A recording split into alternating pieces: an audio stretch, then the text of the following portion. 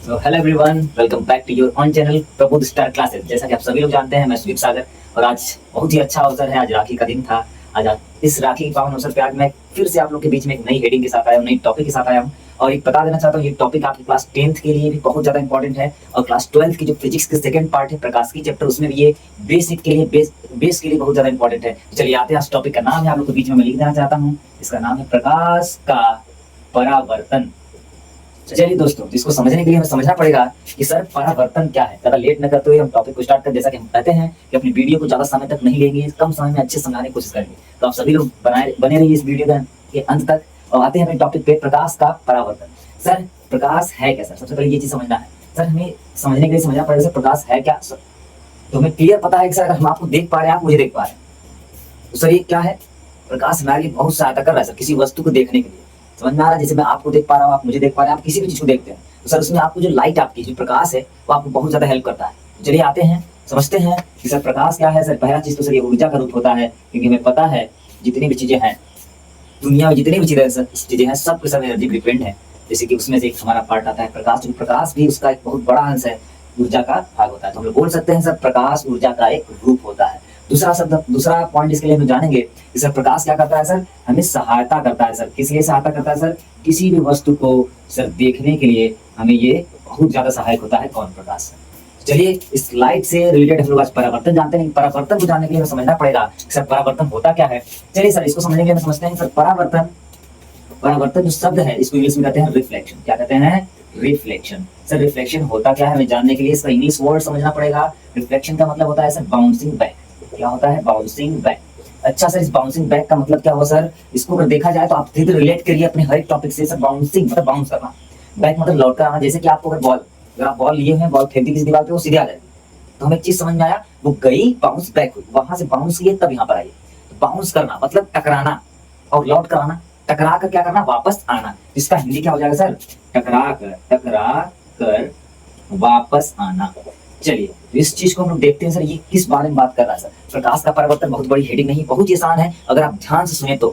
ध्यान से सुनना क्या है सर? सभी चीजों को हम एक बार रिवाइज करते हैं। सर प्रकाश क्या होता है? सर ऊर्जा है। सर इस चीज को याद रखना है हमें। इसके बाद देखना है सर प्रकाश हमें हेल्प करता है किसी चीज को देखने के लिए। सर प्रकाश की वजह से ही परावर्तन होगा, लेकिन परावर्तन का मतलब अगर देखा जाए, सिर्फ परावर्तन का मतलब इंग्लिश में सर रिफ्लेक्शन होता है। रिफ्लेक्शन का मतलब देखा जाए बाउंसिंग बैक, और बाउंसिंग बैक को समझा जाए तो होता है टकरा कर वापस आना। टकरा कर वापस आने से हमारा मतलब ये है कि हम अगर किसी बॉल को लेते हैं, बॉल को दीवार को मारते हैं, वापस आ गई, तो उस बॉल को कहेंगे सर ये किसका है? Reflection of ball. तो सर ऐसे ही हमें समझना है लाइट का रिफ्लेक्शन कैसे होगा। अच्छा आप ये बताइए, अगर दीवार से आप लाइट जला रहे हैं, दीवार पर रिफ्लेक्शन नहीं होगा, होता है बहुत ही आंशिक रूप से होता है, उसको हमें समझना, उससे हमें कोई चीज समझ में नहीं आने वाली, क्योंकि हमें पढ़ना किसका? सर प्रकाश का। तो हमें क्लियर हो गया सर, अगर लाइट का मतलब हमें प्रकाश का परावर्तन कराना है, तो हमें कोई ऐसा चीज लेना होगा जहां 100% हमें दिख पाए कि प्रकाश सर लौट कर मतलब टकरा कर वापस आ रहा है या वापस जा रहा है। हमें ये चीज हमें जहां से क्लियर पता चलेगी, वहां हमें समझ में आएगा सर प्रकाश का परिवर्तन हो रहा है। सर इसको समझने के लिए हमें समझना पड़ेगा प्रकाश का परिवर्तन कैसे होगा। उसके लिए हमें चिकना तल चाहिए। आपको पता है अगर आप दीवार पे लगा जाए, दीवार पे कोई परिवर्तन नहीं होने वाला, मतलब टकरा कर कहीं आ जाने वाला नहीं है, होगा बहुत ही आंशिक रूप से, जो आप समझ नहीं पाएंगे। समझने के लिए हमें एक चिकना तल लेना होगा। सबसे अच्छा एग्जाम्पल होता है एक ऐसा तल जो कि क्या है?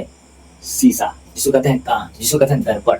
चलिए आप लोग के लिए क्वेश्चन देता हूं, आप सभी लोग अपने से पढ़िएगा, बुक्स में देखिएगा कि दर्पण, कांच और शीशे में अंतर क्या है। इसको आप कमेंट करिएगा, इसको आप लोग समझाने की कोशिश कीजिएगा मुझे, और समझाया तो बहुत अच्छा लगेगा हमें भी। चलिए आगे, जैसा कि आपको मैंने अभी बताया कि सर परावर्तन का मतलब क्या होता है, तो उसका इंग्लिश में बताया बाउंसिंग बैक। बाउंसिंग बैक का मतलब भी समझाया, टकरा कर वापस आना। तो आपको समझ में आ गया होगा। उसके बाद हम लोग चलते हैं प्रकाश का परावर्तन पढ़ते हैं। जैसे कि हमने हेडिंग भी स्टार्ट किया था, सर आज पढ़ेंगे हम लोग प्रकाश का परावर्तन। तो स्टार्ट करते हैं। सर प्रकाश का परावर्तन है क्या? सर उसको समझने के लिए आपने सबसे पहले क्या समझा? सर परावर्तन आपको क्लियर है सर, टकरा कर वापस जाना सर परावर्तन होता है। लेकिन सर उसके बाद भी सर एक पॉइंट आता है, एक छोटा सा एक हेडिंग है परावर्तक तल। ये समझना जरूरी है। जैसे कि आप कोई भी क्वेश्चन करते हैं, सर आपतित किरण क्या है, परावर्तित किरण क्या है, परावर्तक तल क्या है, आपतन बिंदु क्या है, ये अभिलंब क्या है, तो ये सब पढ़ना हमें जरूरी है। लेकिन तो हम लोग सभी समझते हैं डेफिनेशन के बारे में, क्योंकि सर हमें समझना क्या है कि ये जो आपतित किरण है, इसको आपतित मतलब सर आने वाली किरण, परावर्तित मतलब सर जाने वाली किरण सर। लेकिन कब परावर्तित होगी? क्योंकि सर हमने पढ़ा था परावर्तित शब्द जो है परावर्तन से बना है। तो परावर्तन का मतलब क्या सर? टकरा कर वापस जाना। देखिए सर यहाँ पे क्या हो रहा है, इस सरफेस पे वो टकरा कर वापस चली जा रही है। समझ में आया? जैसा कि आपको हमने होमवर्क दिया सर, दर्पण क्या होता है, कांच क्या होता है, शीशा क्या होता है, इसके बारे में समझ के आइएगा, तो हम तब बताएंगे। तब तक के लिए समझिए कि आप शीशा रखे हुए कांच, ऐसा कांच जो कि अपारदर्शी हो। कैसा हो? अपारदर्शी। सर पारदर्शी अपारदर्शी में अंतर यही है, शब्द को सुनिए ध्यान से, पारदर्शी।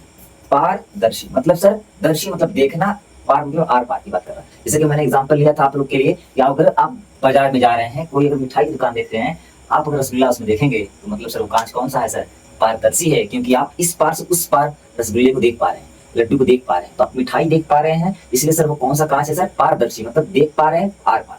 वैसे ही अ लग गया साथ में अपारदर्शी, तो सर विलोम शब्द हो गया। अपारदर्शी मतलब सर ऐसा कांच जिसके आर पार देखा न जा सके। तो हमें परावर्तन के लिए ऐसा ही कांच लेना होगा। अगर क्वेश्चन आ जाता है सर पारदर्शी क्यों नहीं लेते हैं, क्यों नहीं ले सकते हैं, तो सर पारदर्शी इसीलिए नहीं ले सकते हैं क्योंकि आप ही सोचिए, अगर पारदर्शी शीशे के आर पार आप देख पा रहे हैं, इधर से अगर लाइट जलाते हैं, इधर से कोई भी रोशनी आती है, सर उस पार चली जाएगी, सर उस पार चली जाएगी, सर टकरा कर जाने का कोई संभावना होगा ही नहीं सर। तो हमें ऐसा कांच लेना है जिसपे प्रकाश टकराकर वापस जाए।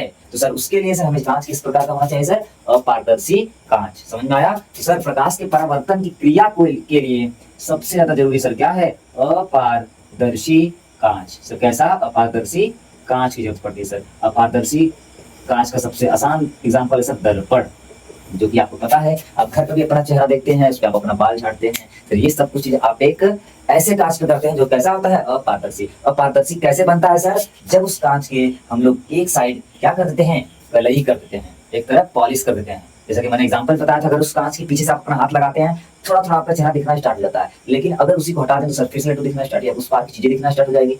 वैसे ही सर अगर उस पार पूरा पॉलिश कर दिए आप, तो आपका पूरा चेहरा क्लीन दिखेगा। ऐसा सर क्यों हो रहा है, क्योंकि वो चेहरा वो कांच क्या बन जाता है, अपारदर्शी कांच। चलिए तो इन सबको लेकर के हम लोग आगे चलते हैं। सर प्रकाश का परावर्तन होता क्या है, इसको देखेंगे सर डेफिनेशन के तौर पे। तो आपको पता है कि सर डेफिनेशन जो है ये क्या होगा, हम लोग सिर्फ इस चित्र से समझ जाएंगे सर डेफिनेशन क्या होगा। एक बार मैं चित्र के अनुसार आपको समझाता हूँ, समझिएगा ध्यान से। सर ये क्या है, सूर्य जी, तो आपको सूर्य जी का नाम नहीं लेना है सर, एक हमारे क्या है, स्रोत है। क्या है ये, स्रोत है। अच्छा सर स्रोत क्या होता है सर, इसको यूज होता है सोर्स।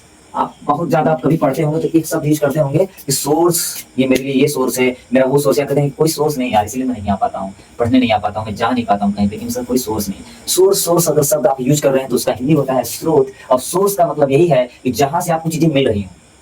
समझ में आया? जैसे कि आपका, आप किसी शब्द को कैसे बोल पाते हैं सर, अरे यार मेरे पास सोर्स नहीं इतना है, कहने का मतलब आपको वो चीजें मिल नहीं पा रही हैं। अगर वो मिलने लगे तो आपके पास सोर्स हो जाएंगे। तो हमें भी सर लाइट चाहिए सर, लाइट मतलब प्रकाश चाहिए सर। प्रकाश के लिए आपको पता है कि सर आर्टिफिशियल बहुत कुछ है, आपके पास मोबाइल है, मोबाइल का टॉर्च है, आपके पास जो सेल वाला टॉर्च होता है वो भी है। तो टॉर्च कई प्रकार के हैं, आपके पास लाइट्स भी बहुत हैं, लेकिन हमने एक नेचुरल लाइट्स लिया जो कि क्या है, सूर्य की। तो उनको हमने क्या बोला, एक सोर्स बोला, क्योंकि हमें लाइट चाहिए सर। अब जरूरी नहीं कि आप सूर्य से ही प्रकाश का परिवर्तन कराओ, आप लाइट्स भी करा सकते हो। इसलिए सर हम लोग एग्जाम्पल के तौर पे सबसे नेचुरल चीज जो कभी खत्म नहीं होता है, जो कि है उपस्थित है, तो हमने लिया सूर्य जी को। सूर्य जी को लेकर बोलेंगे तो स्रोत बोलेंगे, तो हम लोग बोलेंगे क्या, कि जब किसी स्रोत से किरणें क्या होती हैं, आती हैं। क्या करती हैं, आती। मैंने बोला कि आपतित किरण मतलब सर आने वाली किरण। समझ में आया? तो क्या बोलेंगे सर, जब किसी स्रोत से किरणें आती हैं, किस पर आ रही है बताओ जल्दी से, चीज क्या है, इस चीज का मैंने नाम लिख दिया सर, कौन सा तल है, परावर्तक तल। तो हम बोलेंगे कि जब किसी स्रोत से आने वाली किरणें परावर्तक तल पर गिरती हैं, तो टकरा कर उसी माध्यम में क्या होती हैं, वापस लौट जाती हैं। समझ में आया? उसी माध्यम में वापस क्यों लौटती है, इस चीज को आपको कंफ्यूजन होगा।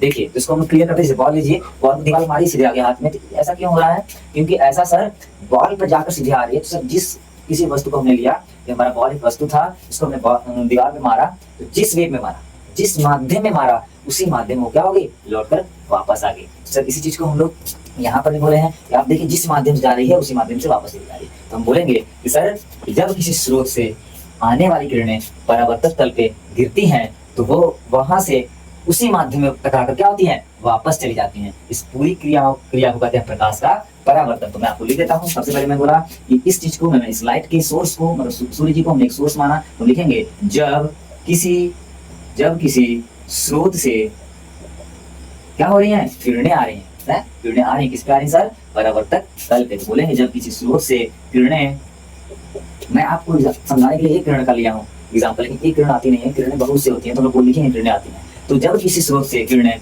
आती हैं और किस पर गिरती हैं, परावर्तक तल पर गिरती हैं, तो क्या होता है, आप सभी लोग को पता है कि सर अगर ये चीजें अगर ये परावर्तक बन रहा है, मतलब ये अगर हमने लिया अपारदर्शी कांच लिया है, तो मैंने पहले समझा दिया। अपारदर्शी मतलब सर कि ऐसा कांच, अपारदर्शी कांच मतलब सर ऐसा कांच जिसके आर पार देखा न जा सके, मतलब कोई भी चीज उस पार नहीं जाएंगी। ये किरण भी इस पार नहीं आ रही है, ये टकरा कर वापस लौट जा रही है सर, उसे एक परावर्तित किरण कहा जा रहा है। तो तो हम लोग बोलेंगे कि जब किसी स्रोत से आने वाली किरणें जब किसी स्रोत से किरणें आती हैं और परावर्तक तल पर गिरती हैं तो उसी माध्यम में टकरा कर वापस लौट जाती हैं। इस प्रक्रिया को प्रकाश का परावर्तन कहते हैं। चलिए, तो आज का जो टॉपिक था प्रकाश का परावर्तन, उसको हमने यहाँ पर लिख दिया है। तो एक बार पूरी चीजों को रिवाइज करते हैं थोड़े से मिनट में, थोड़े से समय में। तो हमने सबसे पहले स्टार्ट किया कि आज की हेडिंग है प्रकाश का परावर्तन। हमने कुछ बातें जाने प्रकाश के बारे में। सर सबसे पहली बात जानी कि सर प्रकाश क्या होता है सर? ऊर्जा का एक रूप होता है सर। उसके बाद हमने जाना कि प्रकाश हमें किसी भी वस्तु को देखने के लिए सहायता करता है, समझ में आया? उसके बाद हमने इस चीज को समझाने के लिए अगली हेडिंग समझाई सर परावर्तन। परावर्तन का मतलब हमने आपको बताया, इंग्लिश में कहते हैं इसे रिफ्लेक्शन। रिफ्लेक्शन का मतलब होता है sir bouncing back. Bouncing back का मतलब भी मैंने आपको समझाया कि टकराकर वापस आना। जब हमने दोनों चीज के बारे में समझ गए, इसके बाद हम लोग पूरी चीज स्टार्ट करते हैं। हेडिंग होती है सर प्रकाश का परावर्तन। प्रकाश का परावर्तन स्टार्ट करते हैं तो हमने बताया आपको कि सर वहां पे सूर्य जी हैं जो कि आपको देखकर हंस रहे हैं, देखिए कितने अच्छे से। तो वो क्या है, एक ऐसे सोर्स है, एक नेचुरल सोर्स है जहां से लाइट आती है। आपको पता है कि हमारी दुनिया जब स्टार्ट हुई थी, शुरुआत हुआ था हमारी दुनिया का, तो उस समय हमारे पास ना कोई आर्टिफिशियल कोई चीजें थी, ना हमारे पास बल्ब था, ना हमारे पास मोबाइल थी।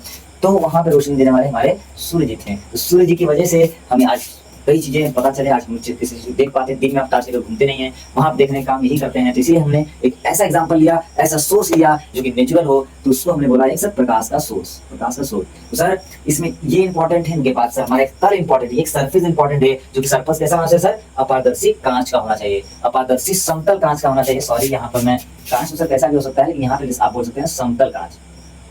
समतल कांच, अपारदर्शी समतल कांच होना चाहिए। इस कांच पर इसलिए कहा लिया जा रहा है अपारदर्शी, क्योंकि हमें पता है कि अपारदर्शी मतलब सर आर पार ना दिखे। तो हम लोग इस चीज को इसलिए सर यहाँ पे अपारदर्शी कांच लिया। तो पहला इंपॉर्टेंस इनको दे रहे हैं, दूसरा इंपॉर्टेंस इनको।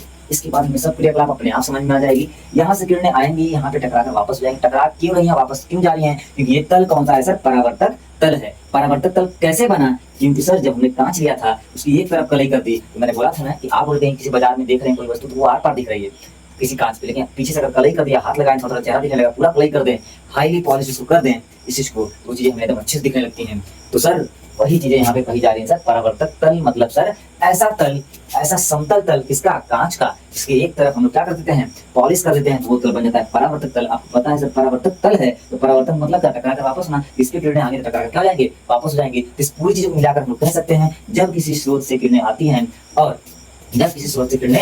हैं और परावर्तक तल पर गिरती हैं, मतलब इस पूरे तल पर क्या करें? गिर रही हैं, तो उसी माध्यम में टकराकर वापस लौट जाती हैं। तब हमें क्लियर होता है कि ये कोण क्या होते हैं? बराबर होते हैं, जो कि मैं कल अगली वीडियो में बताऊंगा कि परावर्तन के नियम क्या है और परावर्तन में कितने टॉपिक्स मेन है, क्या हमें समझना चाहिए, क्या बेस होना चाहिए, बेस में क्या सर हमें आपतित किरण के बारे में अच्छे समझना चाहिए, परावर्तक किरण क्या होता है इसको अच्छे समझना चाहिए, सर विलंब क्या है इसको भी अच्छे समझ में आना चाहिए, फिर आपतन बिंदु क्या होता है ये भी समझ में आना चाहिए, और साथ में परावर्तक तल क्या होता है ये भी समझ में आना चाहिए। तो चलिए दोस्तों, आपको आशा है कि आप लोग को ये वीडियो अच्छी लगेगी, और अच्छी लगे तो कमेंट कीजिए, शेयर कीजिए और लाइक कीजिए और सपोर्ट कीजिए। स्वीट सागर बहुत कोशिश करूंगा कि अच्छे तरीके से आपको छोटे से छोटे समय में, अच्छे से समय में पढ़ा सकूं, और ये आपकी पूरी लेक्चर वीडियो है सर प्रकाश का परावर्तन। चलिए धन्यवाद।